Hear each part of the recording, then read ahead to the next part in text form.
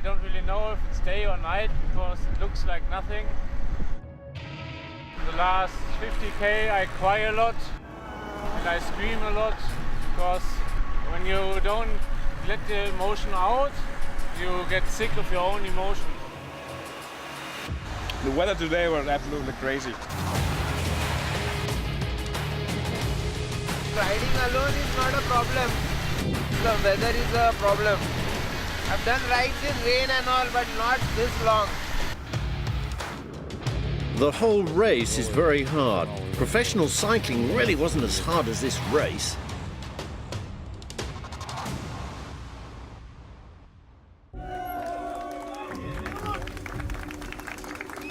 Who doesn't know the Red Bull Trans-Siberian Extreme? It calls the name, it's extreme. You have to be well focused on your mind, you have to be good conditioned, and you have to have respect for every stage. It doesn't matter if it's a short stage or a long stage.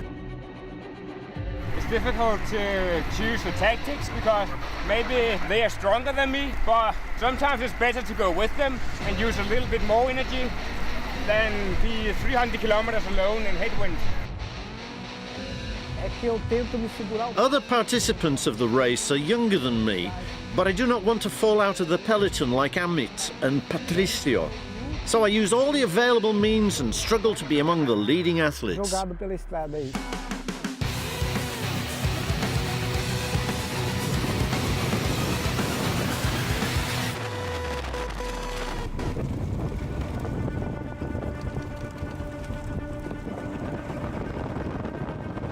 And there was a gravel part. That's where I thrive. As a professional sportsman, I was fast in classic cycle races.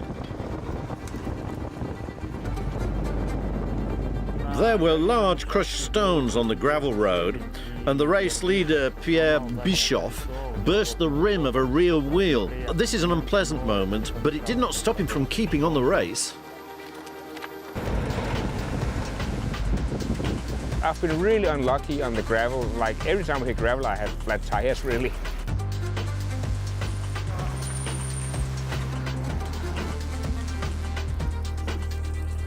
You never know who is gonna quit somewhere. You think he's strong, but riding slow and steady might not win the race, but slow and steady always finishes the race.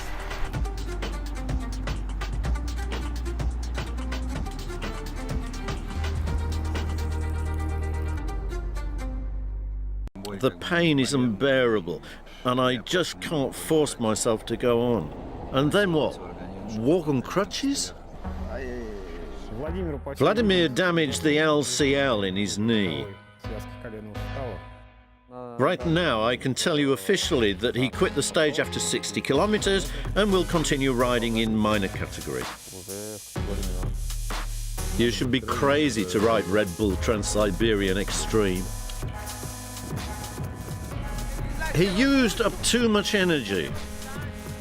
He pushed up the tempo too much, destroying himself and also making other riders destroy themselves too. Absolutely. These things can happen to all of us, me included.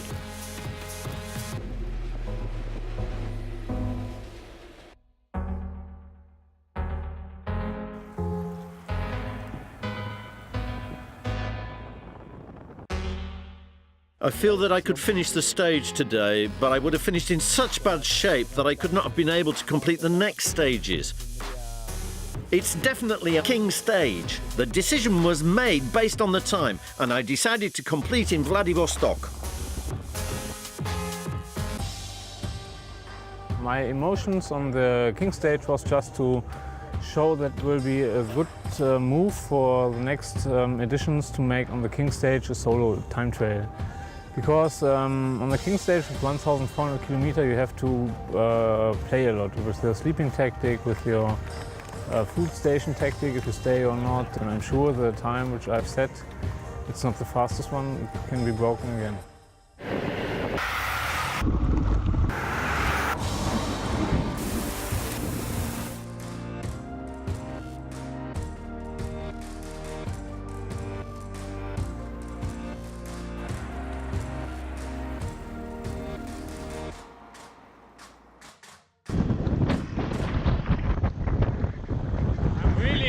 happy to finish the race the second time.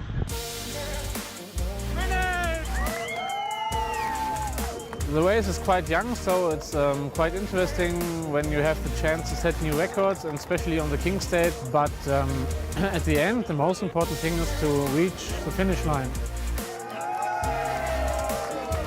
The objective with I came here is fulfilled, and I wanted to finish the race and finish all the stages. You can't train yourself to cycle 9,000 kilometers. It will always be in the head. So mentally, it's probably one of the toughest races you can ever do, because the distance is such a long distance and you need to be able to cope with that mentally. So I would describe it as the mentally hardest thing I've ever done.